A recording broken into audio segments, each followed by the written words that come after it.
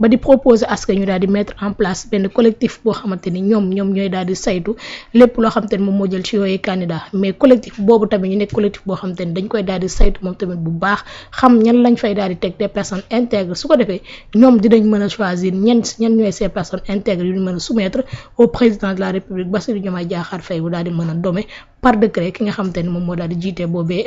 agence buy lutter lépp lu jëm ci wàllum corruption naka nga daal di gisee cette idée bi nga xamante ni certains ñu ngi koy daal di am.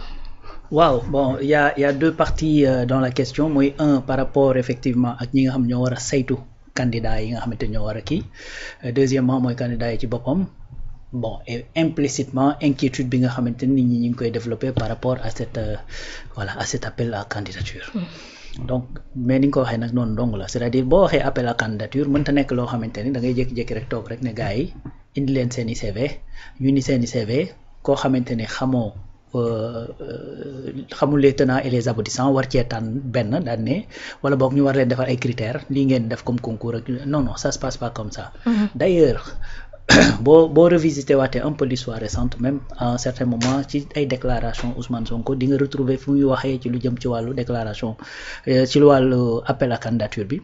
bay wax ne li ñuy def mooy xalaat ci teg benn commission boo xamante ni dana mën a saytu loolu. moo tax man dès le départ bi nga xamante ni ñenn ñi doon nañu am benn position di wax ne way yéen a ko waxoon appel à candidature te boobu ba tey defoo leen ko et cetera j'avais dit deux choses mooy un musuñu leen wax ci ban délai lañ koy defee Ousmane n'a jamais dit que ni bu ñëwee ñaari weer après ñetti weer après dañuy def appel à candidature wala juróomi weer après wala un an après il l'a jamais dit dinañ def appel à candidature ça c'est un deuxièmement dafa waxoon dinañ def appel à candidature sur certains postes waxuñu woon sax ci postes yëpp sur certains postes. beneen affaire mooy beneen précision bu mu ci dugaloon mooy que ni danañ teg benn organe boo xamante ni bis bu appel à candidature yooyu war am ñoom ñoo koy saytu. par contre léegi nag buñ ko saytoo ba pare après lan mooy objectif saytu boobu mooy def ay filtres. en réalité filtres yooyu lan mooy véritablement li ko tax a jóg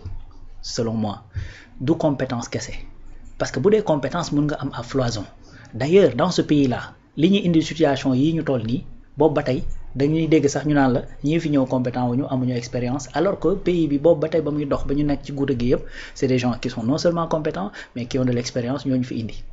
donc ce qui veut dire que ni donc l'enjeu est ailleurs du juste ci ay compétences du juste ci expérience parce que comme ni ko premier ministre Ousmane Sonko daa faral di waxee réew mi ñàkkul ay compétences ay nit yu jub la ñàkk. donc bu ñu demee ba ne appel à candidature donc dañuy poursuivre deux choses mooy la bonne personne à la bonne place mais ci biir la bonne personne boobu dafa am ñaar mooy la compétence et l'éthique bi nga xamante ne dafay nekk ci nit ki donc nit ki bu amee compétence ba noppi nangoo liggéey boole ci c'est-à-dire il faut mu ànd ak ay valeurs yoo xamante ni dana mën a tax mu incarner li nga xamante ni moom lañ koy dénk ba yu baree bari mën nañ cee mucc bu ñu mënul mucc ñëpp tamit ñu mucc ci ñuy ciy ëpp donc loolu mooy objectif appel à candidature donc cela veut dire quoi que tey même su fekkee ni yow c'est-à-dire c'est des éléments d'appréciation yoo xamante ni mën na yokk sa confiance bi ngay am ci ki ngay dénk puisque olof day wax dénkaane ka nga wóolu donc booy wóolu nit ki dafa am ci ay yoo koy teg soit da nga naan ñoo àndandoo woon xeex mais ci biir ànd xeex bi gis naa ni kat kii homme de principe la nitu valeur la et cetera donc en vérité lii tax yow ngay wóolu nit ki finalement du juste dañoo ànd xeex mais ci biir xeex bi li mu la wan parce que ñi nga àndandoo loon xeex ndool bari na di nga gis ñoo xam dañuy dem ba ci biir rocceeku di nga gis ñoo xamante dañuy dem ba ci biir dénkoo leen ñu commencé wane seen jikko et cetera et cetera donc booy ànd ak nit ñi di xeex da ngay xoolaale kenn ku ci nekk ay compétences am mais ay jikko appel à candidature bi buñ ko doxalee ni ñu ko war a doxalee c'est-à-dire loolu lay jéem a saytu mooy fexe def le tout ba dinañ def tous les filtres possibles ba nga xamante ni ñi nga xamante ni ñooy génn ci filtre boobu dañuy nekk des gens yoo xamante ni bu la neexoon sax mën ngaa gëm dóor comme ni ko waaj di waxee donc dañuy nekk non seulement ñu compétent mais ñu intègre ay nit yoo xamante dañu am valeur looloo tax d'ailleurs même balaa ñoo fal nit ci benn poste ñuy def effectivement ce qu'on appelle des enquêtes de moralité pour xool ndax moralité mbaax na ou pas appel à candidature bi loolu lay répondre inquiétude nag bi ci ñenn ñi di am pour la deuxième partie c'est légitime pour deux raisons un parce que effectivement dénkaane ko nga wóolu comme ni ma ko waxee léegi mais également gën a jege gën a yey parce que boo ànd ak nit ngeen dem daj ay coono daj ay effort dem ba yegg fenn fi à compétence égale dénk ko man loolu laa gëm c'est-à-dire tey su ma àndoon ak yow di xeex dara di xeex ñu dem ba gañeendoo loolu ma war a dénkaane xool ni li may dénk maanaam yaa mën nga ko comme ni ko keneen mënee am nga éthique bi comme ni ko keneen amee dama lay dénk parce que yow laa àndandoo doon xeex n'est-ce pas donc mais cela ne veut pas dire que ni keneen koo xamante ne am nga compétence te jub nga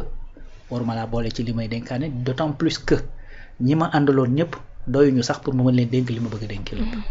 n'est-ce pas parce que tey boo jëlee Pastef crypto personnel Pastef comme parti politique c'est-à-dire par rapport ak l'ensemble des Sénégalais minorité lañ. bien sûr. donc te du ñëpp ñoo am les capacités yu war a mën a tax ñu dénk leen leen léegi nag parallèlement y a d'autres Sénégalais yoo xamante ne faruñu fenn wala sax ñu far fenn te faruñu woon ak ñi fi nekkoon wala sax ñu far ak ñi fi nekkoon te nekk ay personnes yu intègres li may wax fan laa koy teg Babacar boo jëlee Boubacar Camara farul woon ak nguur gi fi nekk dafa yor parti boppam. pourtant tey mooy secrétaire général de la primature n'est-ce pas cela veut dire quoi feneen la faroon mais am na compétence ak intégrité bi war a mën a tax ñu dénk ko Abdourahmane Diouf la même chose boo jëlee tey kii nga xamante ne mooy ministre de l'éducation nationale Moustapha Baba Guirassy pur produit libéral la tey moom la ñu jox éducation nationale n'est-ce pas te pourtant ñu ngi góorgóorlu wax dëgg fa yàlla ci biir noonu igam ngay gis koo xamante ni peut-être bokkul woon fenn coow li lu muy bari Jean-Baptiste Tine il est en train de faire un travail qui est voilà. bien sûr mi ngi góorgóorlu ci lañ ko dénk n'est-ce pas donc kon mën ngaa bañ a far fenn wala nga faroon fenn wala sax nga faraloon ñi fi nekkoon Mimi Touré ku ne xam na ni actuellement elle est en train de faire un travail phénoménal lu jëm ci wàllu diplomatie sénégalaise lu jëm ci wàllu international et cetera mi ngi ciy def liggéey bu am solo te ku ne xam na ni bokkoon na ci ñi gënoon a tàng jëmale ci kii di Ousmane Sonko mais tey bu fekkee ni mën naa dem ba ànd ak ñoom c'est parce que dañoo xool autre chose que effectivement juste compétence xool valeur xool taxawaay bi nga xamante ne amoon na ko et cetera parce que Mimi su fekkee mën naa nekk premier ministre taxewul laalewul ci li amoon yëpp ci gouvernement Macky Sall bi ça veut dire que au moins am na lu mu gëm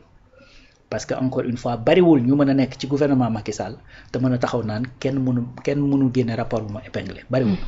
n'est-ce pas donc li ma bëgg a wax foofu mooy que ni appel en candidature man personnellement j'y trouve pas de problème pour deux raisons un parce que mën na def filtre ba ñu mën a am les bonnes personnes yi nga xamante ne mën nañ leen dénk les bonnes personnes à la bonne place parce que du da ngaa ànd ak man rek mën nga li ma bëgg a dénkaane ça c'est un deuxièmement dafa nekk une promesse il faut que dans ce pays que ñu dépasser stade bi ñuy waxee ne les promesses électorales n'engagent que ceux qui y croient maanaam promesse électorale ñi koy gëm rek lay engagé loolu il faudrait que effectivement que dans ce pays ñu dépasser loolu te bu mën ko dépasser dafa bokk ci yi nga xamante ni Pastef mën na ko régler une bonne fois pour toutes mooy que ni def de sorte que li nga xamante ne moo doon ay promesses électorales ñu mën koo jëmmal bu moment wu jëmmal ko jotee ñu mën koo jëmmal donc lii promesse la woon boo xamante ne waxoon nañ ko premier ministre Ousmane Sonko également réitéré ko wax ne danañ teg commission boo xamante ne dana saytu lu ni mel ba ñuy mën a génne les meilleurs profils possibles léegi nag appel à candidature boobu man je pense que ci ni ñu koy codifier foofu mën naa régler lu bari parce que tout dépend des filtres que tu vas mettre en place n'est-ce pas parce que filtres yi boo ko mettre en place de la bonne manière c'est-à-dire mën na la tànnal les bons profils te ñañu ñuy ragal ni mën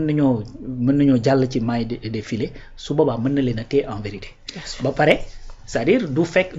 ki nga xamante ne mooy saytu rek mooy jékki-jékki rek ñëw ne la kii dong lañ tànn boo demee dans certains pays même aux États-Unis il y a des postes yoo xamante ne noonu lay demee gars yi dañuy ñëw compétir ko mais dañuy génne au moins 3 à 5 profils dem proposer ko au président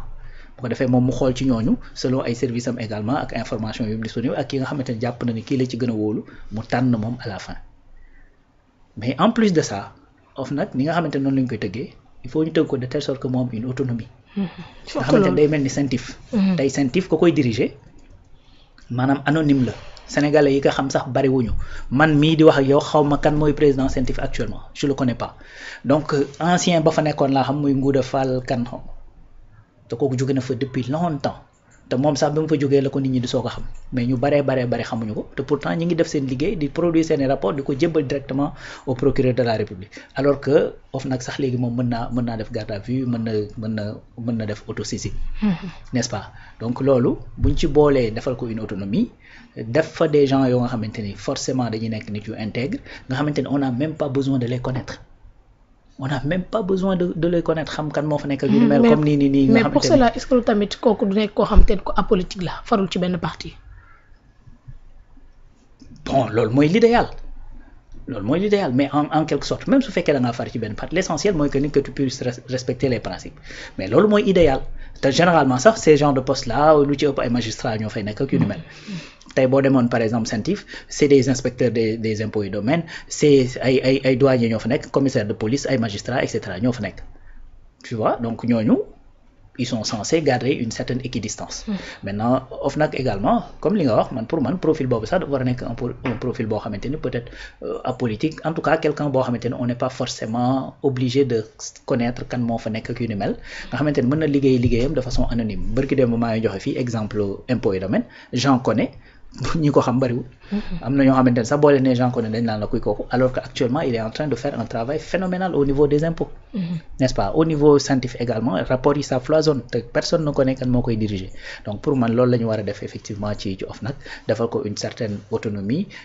également loi bi permettre na ko mu mën léegi def garde à vue def autosaisine et tout ça mais en principe man je trouve que appel à candidature c'est pas une mauvaise chose ça permet non seulement de filtrer mais également de respecter une promesse boo xamante ni promesse électorale la woon et puis loolu lu muy mën a régler mooy dans l'avenir verrouiller ko de telle sorte que même bu beneen régime ñëwee c'est-à-dire du ñëw indi jiixi jaaxa mën di koy di def comme li nga xamante ne moom la fi Macky defoon bu ko arrangé wul mu tëbal mu dégomé la bu ko arrangé mu teg la fa signer décret boo xamante ni dalay defal mandat et cetera yu demee noonu yooyu yëpp dañ ko war a jooyanti et puis joyanti ko pour le futur. Maintenant le fait que nit ñi di daal di def inquiétude est-ce que nekkul sensibilité bi nga xamante ne moom moo daal di nekk ci poste bi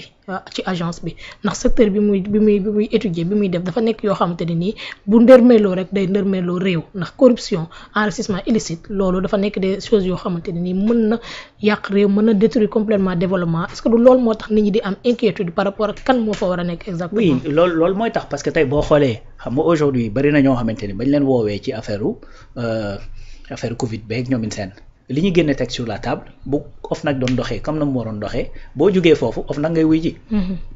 parce que dalay woo pour enrichissement illicite loolu mooy premier problème bi nga xamante ne dañ ko kii parce que ku ndóobeen récemment boo gisee lu ñuul da ngay daw n'est-ce pas mais inquiétude boobu également li ko jur mooy régime bi fi nekkoon moo defaroon lii fi noonu est-ce que léegi au nom de dénkaane ka nga wóolu ou bien ànd ak ñi nga xamante ne ñoom nga àndaloon da nga war a répéter les mêmes trucs et astuces de l'ancien régime. Je ne le crois pas. loolu mooy première inquiétude bi fi am mooy que ni dañoo gis ni nga xamante ne noonu la doon doxee ak Serigne Bassirou Gueye beneen inquiétude mooy que ni nga def appel à candidature candidat bi nga xamante ni moo ci génn ci kaw nekk koo xamante ni peut-être dafa am yu ay casserole yu muy traîner wala ñiy traîner ay casserole nekk ay xaritam ak yu ni mel mais justement loolu mooy objet wu filtre bi nga xamante ne appel à candidature loolu lay régler parce que appel à candidature y a pas que les compétences la ñuy xool y a pas que ça déedéet c'est-à-dire tey ni nga xamante ne gis nga tey même le président de la République buy fal koo xamante ni moom la àndaloon ci xeex beeg yu ni mel c'est-à-dire dafay am des enquêtes dañuy def enquête de moralité ci kooku n'est-ce pas dañuy dem xool compétence am xool leneen ak leneen xool effectivement la moralité et tout ça mu soog ko jox poste. du dëgg donc dafay régler problème boobu pour man inquiétudes yi nag c'est des inquiétudes qui sont légitimes que ragal peut-être keneen kii fa mais pour man boo xoolee probabilité que loolu arrivé moo gën a néew que probabilité profil bu baax daal di loolu tey. Boubacar Camara bu mënee nekk directeur général des douanes ba bu fële Togo la woon xamuma beneen xamatuma ban ci pays yi la ben c'est parce que dafa jaar par appel à candidature n'est-ce pas tey même Côte d'Ivoire fii rek am na fa des postes yoo xamante ne boo fa demee appel à candidature dafa am donc loolu day am ci pays yëpp encore une fois nag cëggal guyu président de la République la mën na dem ba ci biir mu kii puisque li ñu joxe woon comme promesse encore une fois mooy sur certains postes dinañ def appel à candidature bu ko neexee mu xëy suba ne sur certains postes yooyu bii bokku ci dëgg maintenant bu ko defee itam man je ne pense pas que mu nekk loo xamante ni mën na kii parce que en vérité je ne crois pas que dans ce pays mu am ku gën a bëgg gouverner ak ñi nga xamante ni ñoom la àndal que premier ministre Ousmane Sonko. gëwma loolu li tax gëwma loolu mooy que ni moom ci boppam dafa dem élection législative avec son parti seul. Bien sûr. donc ànd ak ñi nga xamante ni ñoom la àndaloon ci xeex pour gouverner man gëwma ni ci réew mi am na ku ko ci war a mën a jox une leçon ku ko gën a war a mën a bëgg. te pourtant c'est son gouvernement moo préparé état kii bi parce que c'est l'exécutif qui prépare un projet de loi donc su ko préparé def ci appel à candidature et tout ça certainement am na loo xamante ni bëgg na koo poursuivre te bëgg na am une certaine distanciation peut-être ak foofu nga xamante ni mooy OFNAC ngir mu mën a def liggéeyam li lay wan ni loolu bu nekkee du forcément lu négatif mooy que ni OFNAC nekk na fi ñu koy jox ay dossiers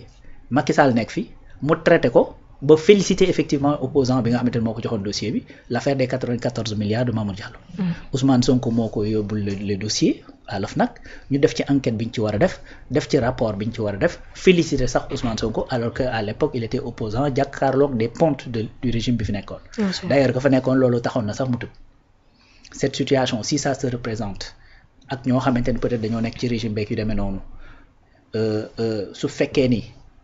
nu ma koy tuddati l'exécutif am na la main sur OFNAC est-ce que cette situation ne va pas se représenter parce que nag encore une fois tey boo interroger ni justice di doxee bëri na ñoo xamante ne am nañ ci mbetteel xaaruñu ci woon loolu donc est-ce que peut-être tamit duñu dox ba ci kanam après amaat ces genre de surprise ak yu ni mel moo tax man dama jàpp ne su fekkee ni le gouvernement du premier ministre Ousmane Sonko sous l'initiative du président de la République Bassirou Diomaye Faye def nañ lii ba jël appel à candidature ils l'ont bien réfléchi ils l'ont bien étudié xam nañ ni effectivement il y a des inconvénients loo xamante ne nag il y a des avantages beaucoup léegi nag une œuvre humaine qui n'a pas d'inconvénients ça n'existe pas. mu ngi noonu ayca ñu daal di continuer rek.